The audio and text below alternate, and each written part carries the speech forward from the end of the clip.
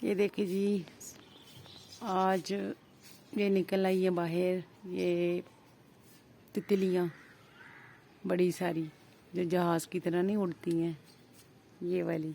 इसका मतलब है कि सर्दी का आगाज़ हो चुका है। इंशाल्लाह मौसम बहुत ही जल्द चेंज हो। ये देखे, नज़र आ रहे हैं आपको? बादल देखे अभी उधर बरस रहे हैं। ये देखो,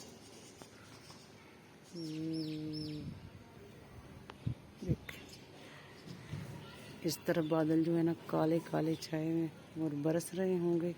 इधर धूप निकली हुई है, इस तरफ धूप निकली है।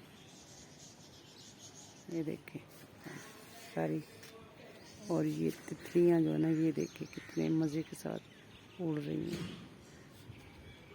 ये वो चली, ये बड़ी, ये है सूरज।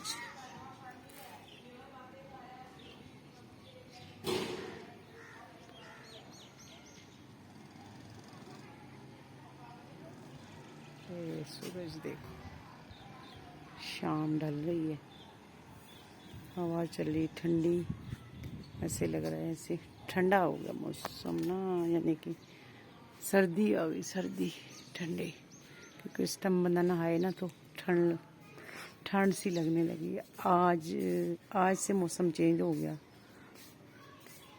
बारिशें हो के, तो इंशाल्लाह बहुत जल्द सर्दी आने वाली है।